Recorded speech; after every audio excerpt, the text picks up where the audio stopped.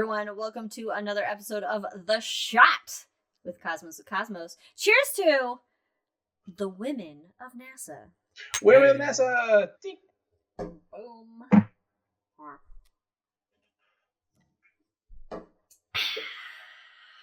Yes! Oh, it's dangerous. Ours is also dangerous. Yeah. Whew. The women of NASA. NASA hasn't always been around, right? In fact, before NASA, there was an agency called the National Advisory Committee for Aeronautics, or NACA. And do you know who helped found that? Who was one of the founders of NACA? No, I didn't look that up, Brandon. Who was it? Oliver Wright. Oh, wow. Okay. The Wright brothers fame, everybody. Check that out. Well, he was involved in some aeronautics, some significant aeronautics. Yeah. So that makes sense. But before NASA, in NACA, actually a lot of women worked as physicists and other technical positions before computers before NASA was formed in 1958. So in the early years, especially during NACA, you had human computers. Now, computers weren't a thing yet. So computer was kind of like the term for someone who did like these highly complex mathematical equations. Smart people. Smart people, not smart people. Not Liz Math is what I'm saying. Definitely. There's squigglies in there. Not Liz Math. So one of the first was a woman named Pearl Young. She was hired by NACA in 1922. Damn. And she hired when? 1922. Oh, okay. 1922. Yeah, 1922. She was one of the first women. She revolutionized the way technical manuals and papers were written and dispersed. And she served as the chief technical editor for close to 20 years. Oh. Yeah. Now, wow. Everybody I'm going to talk to has done so much more than what I'm going to talk about. I'm just doing some highlights to highlight that women have been involved in this industry for a long time and are unknown because we're women. So there's a lot more that they've accomplished, and this is just the kind of the highlights for them. But yes, what were you going to say, Brandon, before I went on my little tirade? No, I just need to know more. Okay, so in 1939, Kitty O'Brien was the first female engineer at NACA. She managed wind tunnels and supersonic flight research. Oh, okay. Which also, wind tunnels would be super cool. Like, I don't know, that would just be fun. Verna Huckle, also in 1939, hired by NASA. Vera Huckle, she wrote the first program for the first electronic computer at NASA. Okay. So she was the very first, NASA now, is this NASA program. or NACA?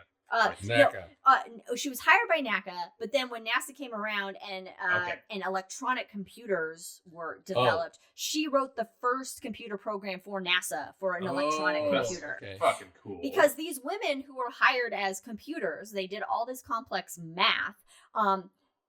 Once electronic computers were invented and became a thing, they were actually the first people to learn computer programming for them. So the women were first computer programmers. Right. Yep. Which is amazing. So in 1935, the first group of female human computers were hired by NACA, because NASA's not around until 1958.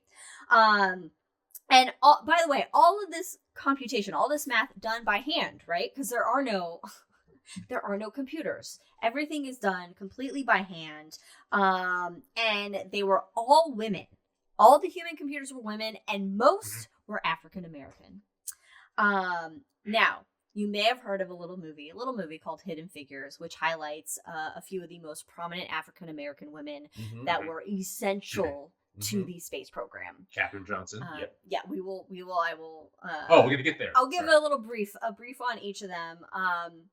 But all the African American human computers were segregated into what's known as the West Unit Complex. And so anybody who was African American was basically stationed over there. So segregation was still a thing. So a few of these very influential African-American women pioneers in the field are Mary Jackson, Katherine Johnson, and Dorothy Vaughan. Mary Jackson was the first African-American female engineer. Katherine Johnson, she was the first woman in the division to receive author credit on a paper. Author credit. Author credit. The paper was titled Determination of Azimuth Angle at Burnout for Placing a Satellite Over a Selected Earth Position. Hell yeah. Like, way beyond my fucking head. There's a reason why NASA HQ is now on Katherine Johnson Street. Yeah. She analyzed flight trajectory and landing for multiple flights, including Alan Shepard's Freedom 7 and John Glenn's Friendship 7. Which John Glenn refused to go until she specifically did the coordinates. Yes, he trusted only her math. And she would actually check the math of the electronic computers when they had them to make sure they were accurate. And yes, John Glenn would only trust her math. He would trust no other math done by anybody else but Katherine Johnson. She was crucial in calculating the mathematics for the lunar landing and for the rendezvous of the command module and the lunar module. And I didn't write down the year, but she did receive the Presidential Medal of Freedom. That was within ago. The last 15 years. Yeah, it was probably Obama. Yeah, it was definitely Obama. And then you have Dorothy Vaughan. She became an expert at Fortran, Fortran, not 4chan. Fortran. Right. It was an early computer language. It's computer language. She was an expert at it. And she taught the boys how to use it. She taught the boys. She was the first African-American manager at NACA as section head of the West Area Computing Unit, which is where all the black ladies were stored. Wow. Yeah. But she was the first manager of a division. Anyway. So once you have electronic computers, women became responsible for learning that programming language. They were the first to learn it, and really the first, as Dorothy Vaughan shows, were the first to become experts at it. So in the 1960s, after NACA then became NASA, NASA started to employ thousands of women in various positions. In fact, JFK, he signed the President's Commission on the Status of Women to encourage gender equality in the workforce. James Webb, maybe known now as James Webb Space Telescope fame, he was a NASA administrator. He created an agency-wide policy directive stating that NASA provides equal opportunities for all kinds of people willing to work at NASA. Whatever other issues there are with James Webb based on... That's all we need to say about James Webb. Whatever. Okay. So you have Dana Ullery. Apologies on pronunciations, of course. She was the first woman engineer at JPL. And for 7 years, no other women had access to JPL. But her.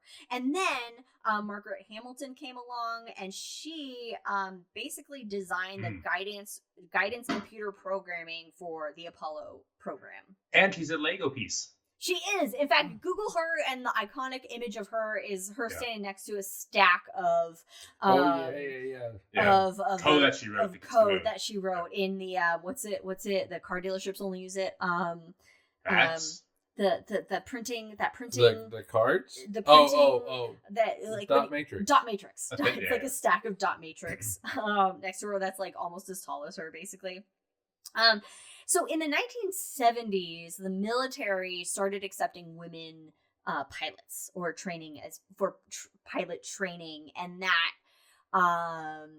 began to then open the door for a possibility of women astronauts. And actually women recruitment into NASA boomed during the 1970s. Also, a lot of thanks to a woman who's not an astronaut in any way, but plays one on TV, Nichelle Nichols. Oh, yeah.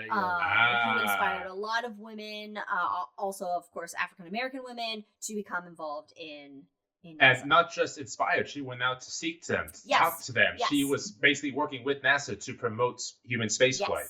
Yes, exactly. So there is a great documentary that is on a program called it's about they're known as the Mercury 13. Yeah. And after the JFK like moon Wally speech, Funk. Sorry. Okay. After the JFK moon speech, I choose to go to the moon.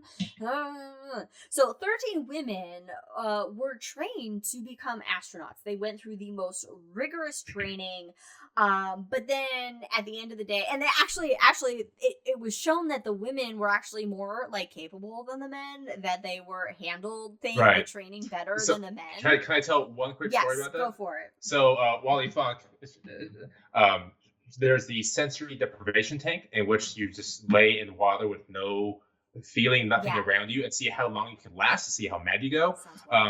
Wally, she was like 19 or something like that, 20. She was young. She went in there and she goes, well, I don't have a job. I have no family, really. I have nothing going on in my life. So I just took the time and took a nap, and I broke all the records. Yeah, I mean, God, it sounds wonderful for a nap. I would totally be into that. So they actually were shown to be just better than the men, and even medically, studies were coming out that was like women were better handled, could handle space better than men. Like our internal organs were more suitable for radiation or something, or just the smaller size of women made it more cost efficient. But NASA was like, sticking to the good old boys club. No girls allowed. And so the Mercury 13 program was basically scrapped. But women have made their way into space. Okay, when there's a will, there's a way, and we will fucking push our way through.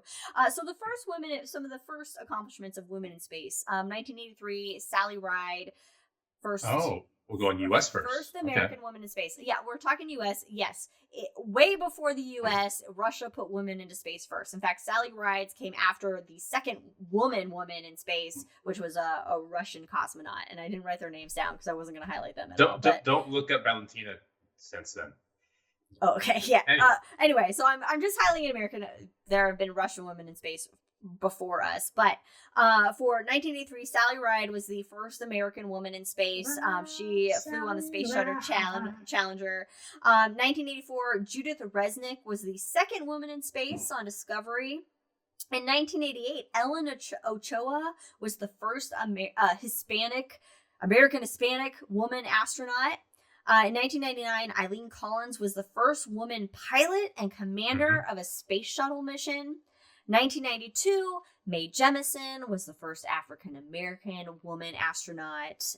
2007, Peggy Whitson was the first woman to command the ISS. She holds record in space. Yes. And in the 2010s, you have Brandon knows her, Suni to my Williams. favorite astronaut who's in space right now. Yeah, she's in space right now. She has the record for 322 total days in space, over 50 spacewalking hours, and the second woman to command the ISS. And no, she was not abandoned and left up there in space. Okay, it's a safety issue, and everything is planned on when to bring them back down. So fucking chill out. Anyway, today 35.5% of NASA's permanent workforce, are women. And the current women active astronauts are Nicole Ayers, Kayla Barron, Chris Birch, Denise Burnham, Zena Cardman, awesome, Tracy Caldwell Dyson, Jeanette J. Epps, Christina H. Koch, Nicole A. Mann, Megan MacArthur, Anne C. McLean, Jessica U. Meir, Jasmine Mogbelli, Laurel O'Hara, Kate Rubens, Shannon Walker, Jessica Watkins, Sunita L. Williams, Stephanie D. Wilson, and Jessica Whitner are the active female astronauts currently in NASA. So I would like to say that it doesn't matter what you try to take off the walls or erase in books, but these accomplishments by these human beings are fact and part of the historical record and should be honored and recognized and have earned their place in the universe, in space. Thank you, Brandon. So cheers to all the women of NASA and all the women around the entire fucking world. And as the Spice Girls would say, girl power. Cheers, everyone. Thanks for joining us. Follow us on all things Cosmos. We'll see you.